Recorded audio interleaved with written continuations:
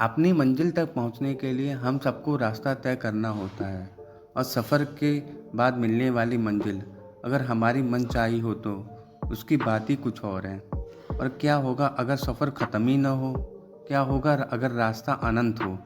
क्या होगा अगर आप उस रोड पर निकल पड़े हों जो रास्ता आपको अपनी मौत की ओर ले जाता हो? हम चलते हैं न ख़त्म होने वाली सड़क की तरफ। विनय और उसके 7 दोस्त अमीर बाप के बिगड़े हुए लड़के थे। उन्हें न गरीबों की परवाह थी और न ही फिक्र। उनका जो मन करता था वह करते थे। उनका कोई कुछ बिगाड़ने वाला नहीं था। लेकिन कभी न कभी ऊंट पहाड़ के नीचे आता जरूर है, कभी जल्दी तो कभी देर से। एक दिन रात में विनय और उसके 7 दोस्त पास के ही एक गांव चले गए। गांव में गरीबों के पास अपने मुर्दों को गाड़ने की जगह भी नहीं थी, इसलिए वे गांव के सड़क के किनारे गाड़ दिया जाता था।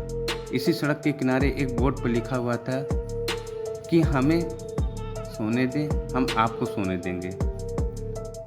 यह विनय और उसके 7 दोस्त वहां पहुंचे तो सबसे पहले उन्होंने वो बोर्ड निकाल फेंका और फिर जिंदा इंसानों की इज्जत न करने वाले इन लफंगों ने एकजुट में मुर्दों के साथ भी यही सलूक शुरू कर दिया। कोई कब्र पर रखे फूलों को फेंकने लगा तो कोई कब्र पर बैठकर शराब पीने लगा। कोई कब्र पर रखे पत्थरों को फेंकने लगा तो किसी को कब्र पर पेशाब करने का आइडिया आया। जब इन गिरी हुई हरकतों से इनका मन भर गया तो वह आगे बढ़ गए। अभी तक जो हुआ वह विनय और उनके दोस्तों ने किया, अब किसी और की बारी थी। सारे दोस्त उसी रास्ते की पर आगे बढ़ते जा रहे थे। तभी उसमें से एक को महसूस हुआ कि बहुत देर हो गई पर आगे कुछ नहीं आ रहा है और उसमें ये लग रहा है कि उसी रास्ते पर गोल गोल घूम रहे हैं और वह कब्र बार बार उनके सामने आ रही है। तभी उसमें से एक बोला, यार विनय, तुझे ये नहीं लगता कि हम यहाँ से पहले भी गुजर चुके हैं? क्या बकवास करता है, लगता है तुझे चढ़ गई है। 2-3 घंटे और चलने के बाद दोस्तों की नज़र अपनी घड़ी की ओर जाती है। उनकी घड़ी में 7 बज रहे हैं और यह शाम के 7 तो नहीं हो सकते, मतलब यह सुबह के 7 बजे हैं। और अब वो समझ जाते हैं कि न तो रोड ख़त्म हो रही है और न ही ये रात। वे रास्ते में थके हारे चले जा रहे थे। तभी उनके सामने एक चुड़ैल आकर खड़ी हो गई। उसके बालों से उसका पूरा मुंह छिपा हुआ था, केवल उसकी लाल आंखें नजर आ रही थी। इससे पहले वह डर के मारे भागते वो बोली, हमने कहा था ना, हमें सोने दो, कहा था ना हमने। यह कहते हुए उसने अपने हाथ में रखा भाला सारे दोस्तों की तरफ फेंका। उसमें से एक के सीने में आकर लगा और उसकी मौत हो गई। घर से 8 निकले थे, अब वो केवल 7 बचे। वह वहाँ से भागने लगे।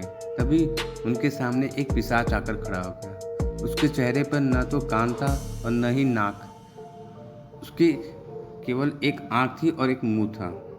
तभी वह पिशाच बोला, हमने कहा था ना, हमें सोने दो, कहा था ना। तभी वह पिशाच अपने दोनों हाथ ऊपर किया और देखते ही देखते आसपास के पेड़ उखड़ने लगे। वह पेड़ आकर उन दोस्तों पर गिर गए। इन सबके बीच 3 और दोस्त की मौत हो गई और अब केवल 4 दोस्त बचे थे। चारों दोस्त तुरंत वहाँ से भागने लगे। सब लोग थके हुए थे और पीने के लिए पानी भी नहीं था और रात खत्म होने का नाम ही नहीं ले रही थी और न ही वो रास्ता खत्म होने का नाम ले रहा था। विनय, हमने इन लोगों को सोते हुए परेशान किया, यह हमने अच्छा नहीं किया। वह हमसे इसी बात का बदला ले रहे हैं।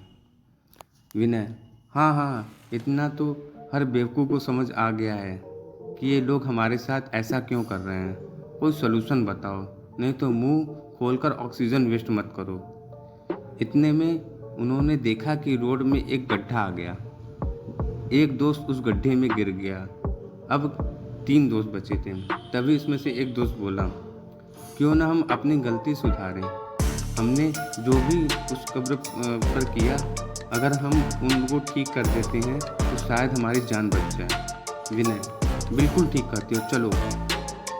यह कहकर वह तीनों वापस उस कब्र की तरफ चले गए और वे जो फूल उन्होंने फेंका था वो वापस उसी कब्र पर रख दिया। जो पत्थर उन्होंने फेंका था वो वापस वहाँ लगा दिया। जो शराब की बोतल कब्र पर रखी थी वो वहाँ से हटा दी और जिस कब्र पर पेशाब की थी वो उसे साफ कर दिया। वे ये सब कर ही रहे थे, तभी आसमान से एक चुड़ैल उड़ती हुई है और एक को ले गई। अब 2 ही बचे थे। दोस्त, अब हम क्या करें विनय? हमने तो सब कुछ सुधार दिया, तब भी कुछ नहीं फ़र्क पड़ रहा है। विनय, रुको, तुमको याद है सबसे पहले हमने वो बोर्ड निकाल कर फेंका था? दोस्त, हाँ हाँ, बिल्कुल ठीक कह रहे हो। आओ उसे ठीक करके वापस लगा दिया जाए। यह कहकर दोनों वापस बोर्ड को लगाने लगते हैं। तभी उनके सामने वह चुड़ैल और पिशाच आ रहे थे, उनकी तरफ बढ़ रहे थे। यह देखकर वह दोनों और तेजी से बोर्ड को उस पुरानी जगह गाड़ने लगे। इससे पहले कि चुड़ैल और पिशाच उसके सामने पहुंचते, उन्होंने बोर्ड को पुरानी जगह अच्छे से लगा दिया और देखते ही देखते चुड़ैल और पिशाच गायब हो गए। और अब धीरे धीरे आसमान से अंधेरा जाने लगा और सुबह हो गई। बचे हुए दोनों दोस्त अपनी गाड़ी में बैठकर भाग गए। अब इन सोते हुए लोगों को दोबारा कोई परेशान नहीं करेगा।